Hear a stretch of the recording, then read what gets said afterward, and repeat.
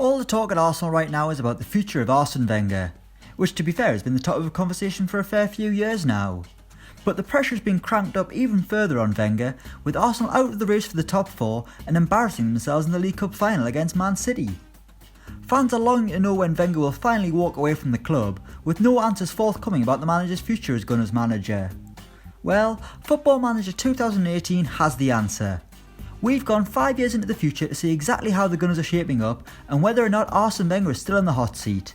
And the answer is yes, Wenger signed a contract for life after becoming immortal. Nah, just kidding. Wenger finally walked away from Arsenal, leaving in June 2018. Rejoice, Arsenal fans, rejoice. He was replaced by the current Monaco boss Leonardo Jardim and the good times sharp return to the red side of North London. The Gunners came second in Jardim's first season in charge, and in his second campaign he went one better, delivering Arsenal the Premier League title, their first since 2004.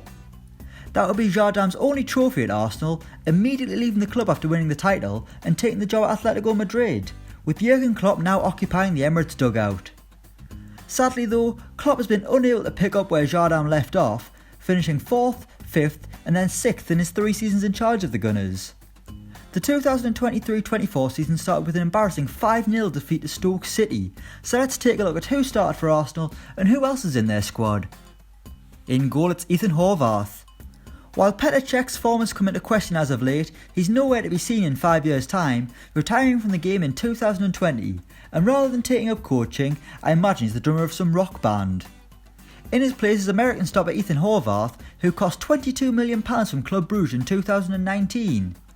As well as being his country's number one, Horvath has been the main keeper at Arsenal for 4 seasons now, and seems to be bang average at best. At right back is Hector Bellerin. Yes, despite being a sad little bunny at the Emirates right now, Hector Bellerin is still a Gunner in 2023, and no doubt still wearing the most rascal clothes he can find, all in the name of fashion apparently. To be fair, Bellerin is still a sad man in 2023, mainly because of the club's lack of involvement in the Champions League. Some things never change.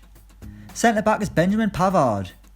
The Gunners spent £22.5 million on the French centre-half in the summer of 2023, and obviously his debut didn't go very well at all, with Arsenal shipping 5 goals at home to Stoke City. If Pavard continues to do his impression of current Arsenal centre-backs, then he'll no doubt be replaced, with Kalidou Koulibaly sitting on the bench twiddling his thumbs and wondering why he can't get in the starting 11. Pavard is alongside MATIJA and NASTASIC. You'll remember the Serbian defender from a pretty disappointing spell at the back for Manchester City, but NASTASIC is now back in the Premier League as a much more mature man, with Arsenal paying Schalke £24.5 million for him in 2020. Since lining up in Arsenal's back four, because 3-4-3 is now a thing of the past, NASTASIC has been fairly average, recording averages of around 7 during his 3 seasons in red. At left back is Rafael Guerreiro. It's the first mega money signing in this team, with Arsenal paying Borussia Dortmund £52 million for the Portuguese fullback. Has he been worth it? I mean, he's been decent, but not £52 million worth of decent. Although who knows what £52 million will get you in a few years' time with the way money is going. Either way, Guerreiro wants out of the Emirates, and Klopp is obliged by putting him on the transfer list, setting his asking price at a respectable £217 million. Surprisingly, there's been no bid so far. On the right of midfield is Denis Philippov. A 19-year-old regen from Russia, Denis Philippov has just arrived at the club for £18 million from Spartak Moscow and looks like a decent little investment in fairness, a pacey wide man with an incredible delivery at an age where he can surely only get better. Will he become the best ever Gunner named Denis though? Not likely. In the middle is Marco Verratti.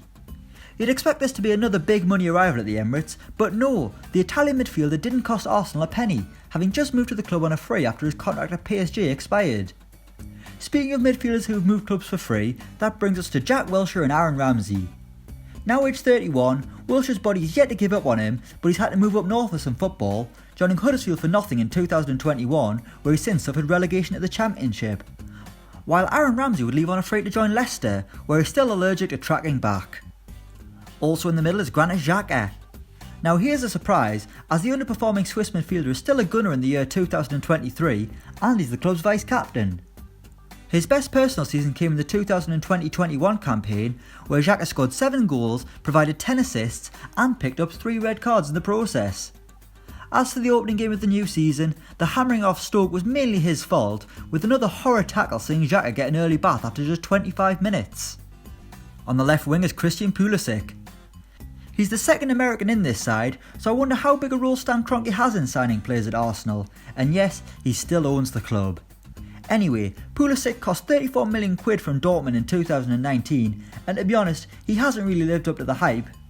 But I suppose he's only 24 years old, so we can't hammer the lad too much, plus it's a computer game anyway. As for current Gunners players who are still there, a 34-year-old Henrik Mkhitaryan has been banished to the reserves this season, while the Gunners somehow managed to sell Alex Iwobi for 34 million quid. Attacking midfield is Leandro Sosa. Another regenerated player, Sosa is a 23-year-old Argentinian attacker who arrived in 2022 for £5 million from Estudiantes. A cheap signing, Sosa has shone for the Gunners, filling the shoes of Mesut Ozil, who left the club in 2022 and retired a year later.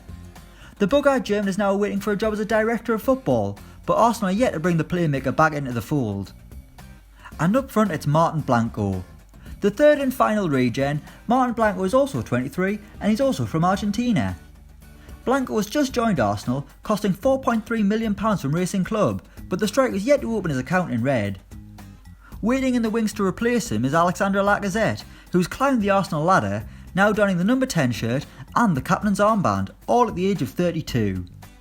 Their main source of goals in years gone by has been Pierre-Emerick Aubameyang, but he's since moved on to Real Betis on a free, and the Gunners did actually have Gabriel Jesus for a brief period of time, only selling to Inter Milan. Great business as ever from Arsenal. So that's Arsenal in 2023 according to Football Manager 2018. Let us know which team you'd like us to look at next in the comments below. Thanks for watching and don't forget to like, share and subscribe.